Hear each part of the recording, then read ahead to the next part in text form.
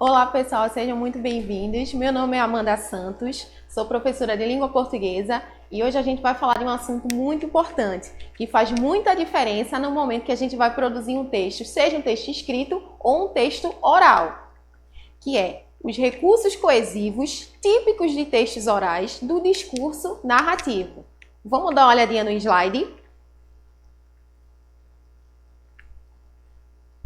Então, gente, aí nesse slide eu disponibilizei para vocês um texto e eu quero que vocês acompanhem comigo esse texto, que a gente vai perceber como se dá a organização do texto e como é que a coesão entra nessa questão. Vamos lá? Chinelos, vaso, descarga, pia, sabonete, água, escova, creme dental, água, espuma, creme de barbear, pincel, espuma, gilete, água, cortina, sabonete, água fria, água quente, toalha, creme para cabelo, pente, cueca, camisa, abotoaduras, calça, meias, sapatos, gravata, paletó, carteira, níqueis, documentos, caneta, chave, lençol, relógio, maços de cigarro, caixas de fósforo, jornal, mesa, cadeiras, xícara e pires, prato, bule, talheres, guardanapos, quadros, pasta, carro, cigarro, fósforo, mesa e poltrona, cadeira, cinzeiro, papéis, telefone, agenda, copo, com lápis, caneta, blocos de notas, espátula, pastas, caixas de entrada e saída, vaso com plantas, quadro, papéis, cigarro, fósforo, bandeja, xícara pequena, cigarro e fósforo, papéis, telefone, relatórios, cartas, notas, vales, cheques, memorandos, bilhetes, telefone, papéis, relógio, mesa, cavalete, cinzeiros, cadeiras, esboços de anúncios, fatos, fotos, cigarros, fósforo, bloco de papel, caneta, projetos de filmes, xícaras, cartaz, lápis, cigarro, fósforo, quadro negro, giz, papel, mictório, pia, água, táxi, mesa, toalha, cadeiras, copos, pratos, talheres, garrafa, guardanapo, xícara, maço de cigarros, caixa de fósforos, escova de dentes, pasta, água, mesa e poltrona, papéis, telefone, revista, copo de papel, cigarro, fósforo, telefone, interno e externo, telefone, caneta e papel, telefone, papéis, folheto, xícara, jornal, cigarro, fósforo, papel e quadros, mesa, cadeiras, pratos, talheres, copos, guardanapos, xícaras, cigarros e fósforo, poltrona, livro, cigarro e fósforo, televisor, poltrona, cigarro e fósforo, abotoaduras, camisa, sapatos, meias, calça, cueca, pijama, espuma e água, chinelos, coberta, cama e travesseiro. Esse é um conto de Ricardo Ramos. Agora, vamos observar, gente, esse texto. Esse texto tem alguma coisa de estranha nele, não tem? A gente não consegue perceber que está faltando algo nesse texto. É justamente o que está faltando, é a coesão.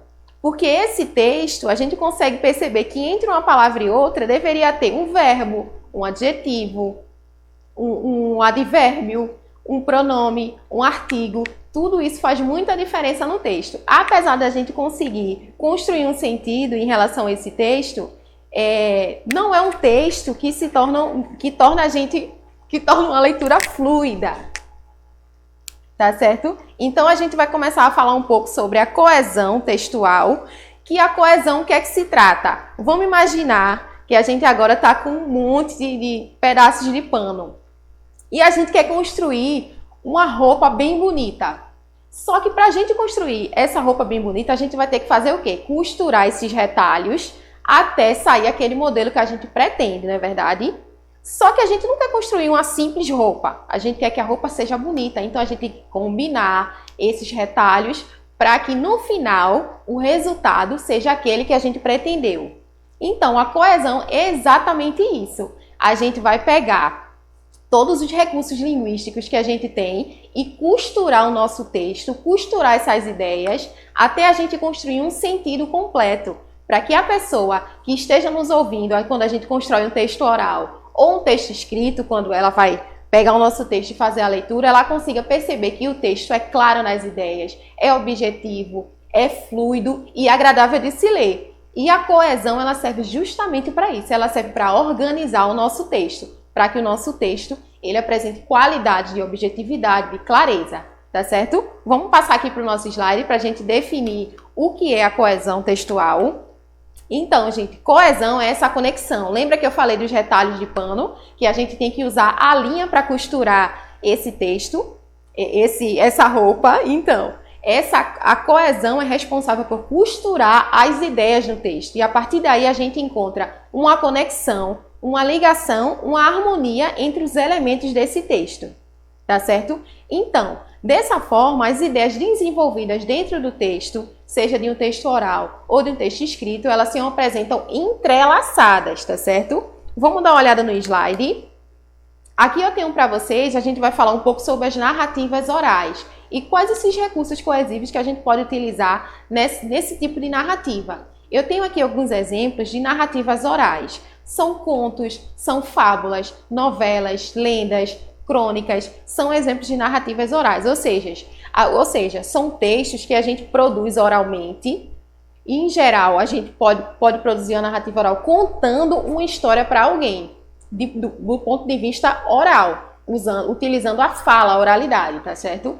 E é importante destacar que quando a gente está lendo uma narrativa oral ou está nos comunicando com alguém a partir utilizando a nossa fala para isso, então a gente utiliza alguns recursos extralinguísticos, ou seja, utiliza alguns recursos que estão fora da parte falada, ou seja, a gente tem que dosar a nossa voz, ver a entonação que a gente vai usar, a gente, por hora ou outra, a gente tem uma hesitação, a gente utiliza também expressões corporais e faciais para valorizar. E tudo isso que a gente utiliza de recurso extralinguístico tem um significado dentro daquele texto oral que a gente está produzindo, tá certo? Só que a parte falada, a gente tem que organizar de uma maneira que a outra pessoa que esteja nos ouvindo, ela consiga formar um sentido, ou seja, a gente tem que utilizar de alguns recursos coesivos e organizar essas ideias para que a outra pessoa que nos discute, na hora que a gente está utilizando da oralidade para produzir textos, ela consiga compreender o que é que a gente quis dizer, tá certo? Vamos dar uma olhada no slide agora. Eu trouxe aqui para vocês uma lenda urbana, que é um exemplo de narrativa oral aqui. E, inclusive, eu acho que vocês podem até ter conhecimento dessa lenda, que é uma lenda muito famosa aqui em Recife, que é a Velhinha da Caxangá. Eu trouxe um trecho aqui para vocês e a gente vai ler juntinho agora, tá certo? Vamos lá? Foi por volta de 1959 que começou a se falar da personagem espantosa que circulava na Caxangá. Primeiro, ela deixou de cabelos em pé motoristas e cobradores dos ônibus elétricos da Companhia de Transportes Urbanos, a CTU, criada naquela época. Sempre em torno da meia-noite, os condutores dos chamados ônibus bacuraus viam a velhinha toda vestida de preto, em pé numa determinada parada da avenida. Ela balançava a sombrinha num gesto largo, pedindo que o coletivo parasse. O motorista daquele turno, é claro, atendia a solicitação e a idosa subia. Como qualquer passageira, vinha sentada e tranquila até a esquina da Rua Benfica com a Estrada dos Remédios, justamente onde começa a Avenida Visconde de Albuquerque, no bairro da Madalena. E neste local, a velhinha simplesmente sumia do ônibus, sem aparentemente descer em nenhuma parada.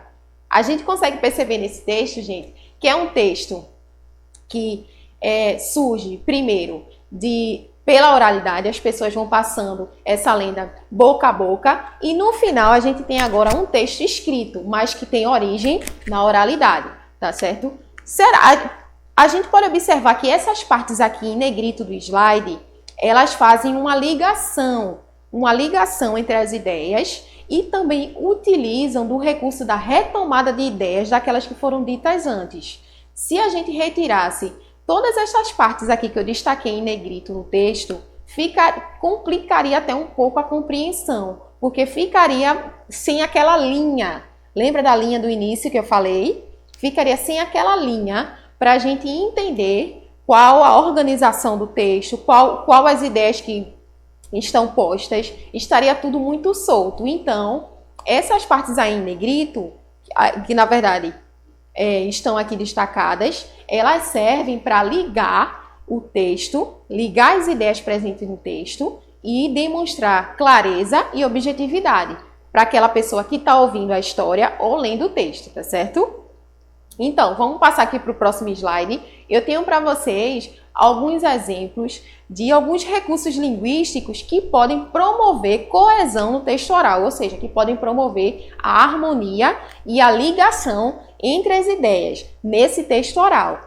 Porque quando a gente fala de oral, a gente está falando também de um texto que é produzido durante a fala. Porque a gente não só produz texto escrito, a gente também produz textos que fazem parte da oralidade, tá certo? Que é justamente o que eu estou fazendo agora. Eu estou produzindo o texto utilizando a minha fala. Então, o que é que a gente pode utilizar para organizar as nossas ideias quando a gente está contando uma história, está numa roda de conversa, está num debate, está no seminário? O que é que a gente pode utilizar para que o nosso texto fique organizado quando a gente estiver falando? Primeiro, eu digo a vocês que os artigos são muito importantes. Vocês têm que utilizar os artigos adequadamente nos seus textos. Vamos dar uma olhada no slide. Nos seus textos, o a, o, as, os, uma, uns, umas, são de extremamente necessidade. Os pronomes também. Eu destaco para vocês que os pronomes é muito interessante vocês sempre voltarem para estudar o uso dos pronomes, o emprego dos pronomes nos textos, porque fazem muita diferença. Porque às vezes a gente não tem aquele vocabulário muito amplo e tem uma dificuldade de encontrar sinônimos para as palavras, a gente pode utilizar os pronomes, para não ficar repetindo aquela mesma palavra sempre no texto, que torna o texto um pouco cansativo, não é verdade? Para a pessoa que está nos ouvindo ou lendo o texto que a gente escreveu. Então, a gente pode utilizar muitos pronomes, com moderação, tá certo? Tem que estar adequado. Os advérbios também são muito importantes, tanto os advérbios quanto as locuções adverbiais. São muito importantes para que o nosso texto apresente clareza, apresente uma harmonia nas ideias, tá certo? As preposições também fazem esse papel na coesão textual. Até, após, com, contra, a, desde, entre, para, perante. Sempre utilize preposições no seu texto, seja um texto oral ou um texto escrito também. As conjunções também são muito importantes para fazer com que o nosso texto apresente uma organização adequada, segundo o que a gente pretende. Quando, enquanto, e, mais, ou, logo, pois, que, como são exemplos de conjunções que a gente pode utilizar na hora de falar o nosso texto ou escrever, tá certo? Uma das estratégias que eu acho muito interessante também e que vale muito na hora que a gente vai elaborar um texto oral ou escrito são o uso, gente, de palavras e expressões que têm relação de sinonímia. O que é isso? São sinônimos, palavras que têm sentidos equivalentes. Ou seja, isso faz toda a diferença no nosso texto, porque evita, assim como o uso dos pronomes, evita também que a gente fique repetindo sempre as mesmas palavras. Então, para não repetir a mesma palavra, a gente pode utilizar dos sinônimos. Ou seja, se você vai escrever um texto e colocou o nome lá, cachorro, vamos dar uma olhadinha no slide aqui logo no finalzinho. Se você colocou o nome cachorro, logo em seguida, você vai usar o nome cachorro novamente, então você já pode utilizar o nome cão, para evitar de repetir a palavra cachorro. Outra coisa, idoso. Você pode utilizar a palavra anciã, ancião, ou utilizar como sinônimo uma pessoa que já está na idade madura. São uns dos exemplos de sinônimos que a gente pode empregar tanto no texto oral quanto no texto escrito, tá certo? Ficou claro? Então, por hoje a gente terminou em relação a isso e até a próxima, tá certo? Obrigada!